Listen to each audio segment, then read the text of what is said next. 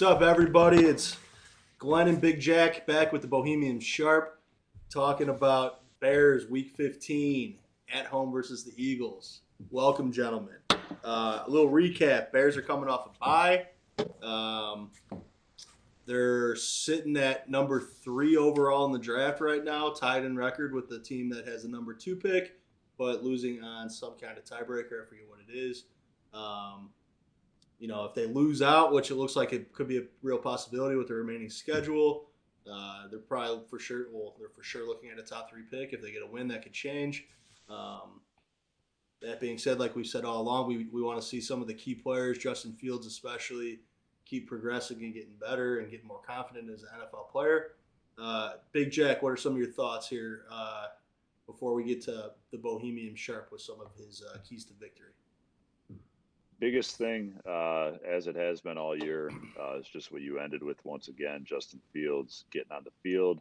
I was a little nervous when I heard that he was missing practice sick earlier on in the week, but it sounds like he was back today and that he is going to play on Sunday, which is great in my opinion. Anyone saying Justin Fields should not play is just beyond an imbecile.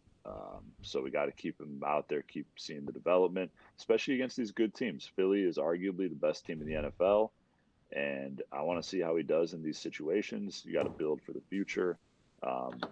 Keep him in the pocket, make him throw the ball a little bit more. But I'm excited to see how he looks on Sunday against, probably the best team we'll play all year. Them and Buffalo back to back. I'm excited to see these next 2 weeks. Hopefully you can, see what the guy can do, maybe build some confidence for next season.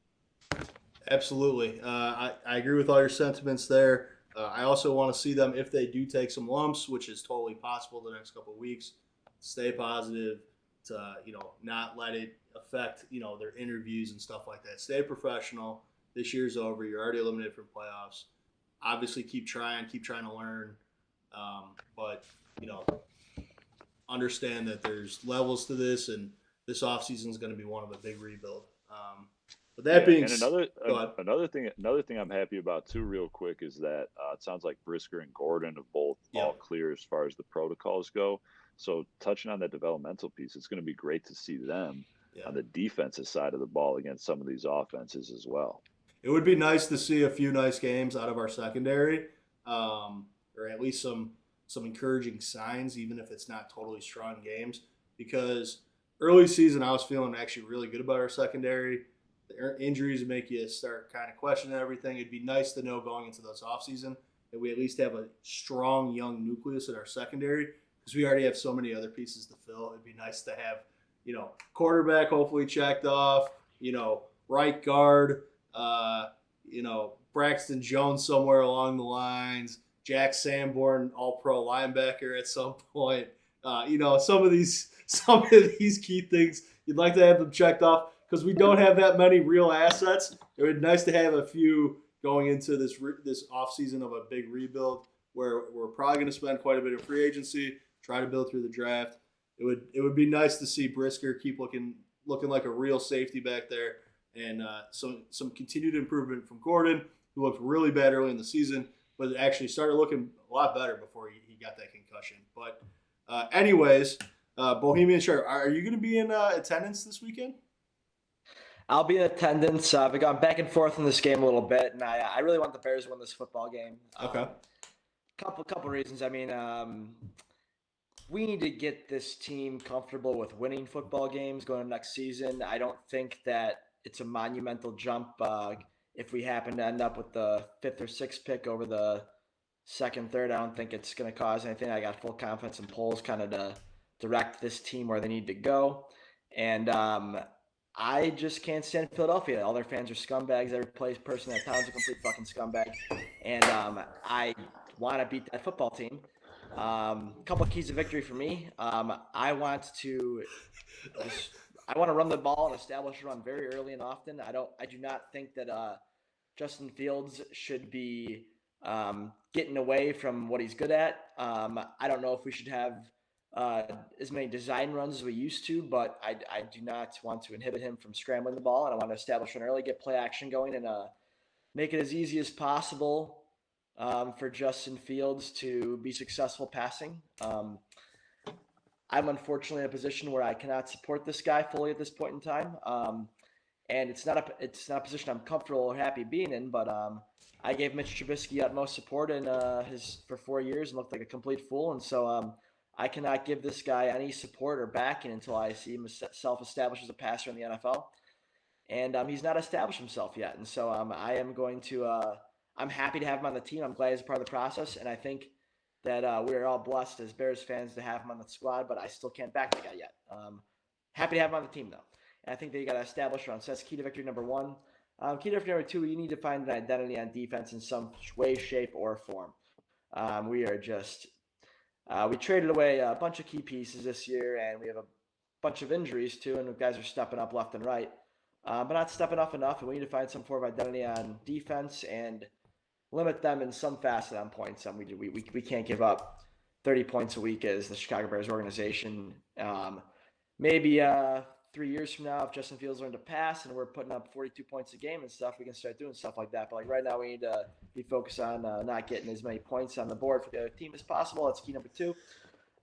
Key number three, and it's going to be eliminate special teams mistakes. I think that we're going to come into this game pretty anxious to get a victory here. I see this team pretty scrappy out there, and we're going to be trying new things on, I think, special teams and offense in a sense. Getsy's going to change his playbook a little bit to kind of fit the mold of what Fields is. There's been a lot of critics in the media about him running a lot of design runs. I think it's going to be a different playbook on offense, and we'll see what happens with that. But special teams is going to get. I think we're going to see some funky stuff in this game, and hopefully it's not funky with guys yanking balls out the sides of their bodies and stuff like that. And we'll see what happens. But it's going to be so keys to victory is going to be establish a run off them early, find an identity on defense, and limit mistakes on special teams. And that's my three keys to victory for this game. And I hope we come with a win because there's some fucking scumbags, man. Yeah. So there you go. Jack, go for it. Yeah. I love coming in hot, just quick shooting from the hip, letting it rip. All three keys back to back like that. I guess quickly, trying to going off what you said as far as the keys themselves. I agree with the run game big time. You got to stick to field strengths. Definitely want to limit those design runs, which is exactly what you said, just because, it's not sustainable long term. So you got to start building something there. But also you got to stick to his strengths. You got to, what has made him successful is his legs. It's that ability to do things that other guys can't. That's why he's kind of, in all these statistical areas that he is right now with, kind of booming in the EPA per play. His touchdown contributions, he's looking like a top tier quarterback these last couple weeks based on a lot on what he's doing with his legs. That's just the fact of the matter. I don't blame you for saying you're not, fully all in yet because he still needs to prove it with his arm.